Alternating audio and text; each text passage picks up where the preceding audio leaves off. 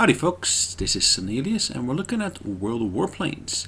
Now, in the comments on one of my actual videos that is related to version 2 of the game, where I was actually flying the Focke-Wulf 190A1, I got a question as to what equipment and skills I actually had. So instead of answering it in the text, I thought, well, let's just go through the actual skills and equipment I've got.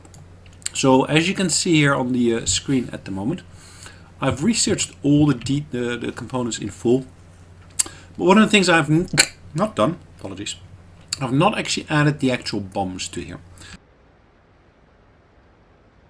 So not having the bombs selected makes me, gives me slightly bigger airspeed. You don't see the drop in airspeed as such. I believe it also has got an impact upon maneuverability. I'm not 100% sure on that though, but in terms of equipment, of course the base equipment, I've got the best possible engine here. But I've got additional equipment equipped here, like for example the control surface adjustment number 2, which actually increase your maneuverability in turns by approximately 3%. But I also got the improved radiator.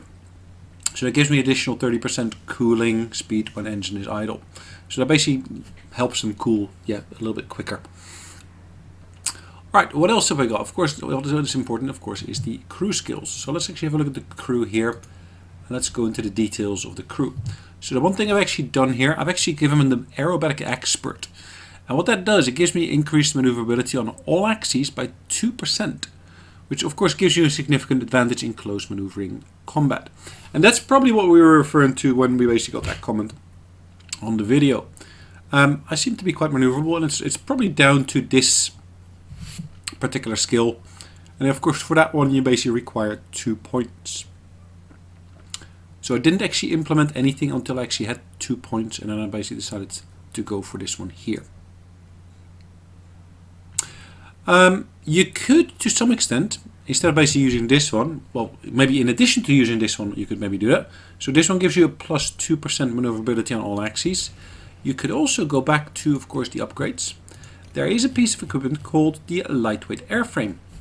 That actually gives you a 3%, so not a 2%, but a 3% improvement. And it costs you only 200,000 silver.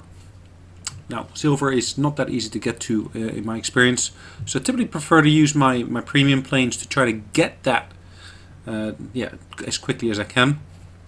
The money, they're nice money makers, the premium planes. Once you got enough money, you should be able to buy yourself that lightweight airframe. Now, one of the things you will see here already is, if we look at the overall stats, let me just go back to the home. If I look at the overall stats, where's the best place to look at those for the plane?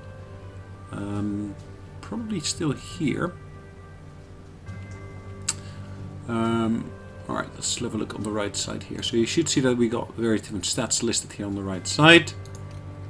That's exactly what I'm looking for. So maneuverability 595. That's probably the key one in this particular instance.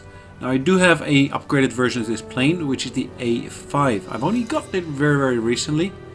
And maneuverability wise, it's a slight improvement, according to the numbers here at least. So 595, no, sorry, not an improvement, degradation. It's probably due to the fact that I basically, I don't have that same skill there yet. And of course I don't have the same equipment on the plane yet. So I do notice myself that it is quite sluggish to basically move around. And I kind of like the A1 version, because of course I've already got all of those extra skills. Now hopefully this video helps you in basically getting an understanding actually how you can actually improve a little bit your performance of your plane in terms of maneuverability. This plane, particularly in comparison to the BF-109, is significantly less maneuverable. So as you can look at the BF-109, it's 838 in terms of maneuverability. You see exactly all the stats here. Average time to turn 360 degrees is 10.3 seconds. Whereas on this plane it's 12.9 seconds. So that is already an indicator of, it takes significantly longer. And controllability and of course rate of roll also quite different.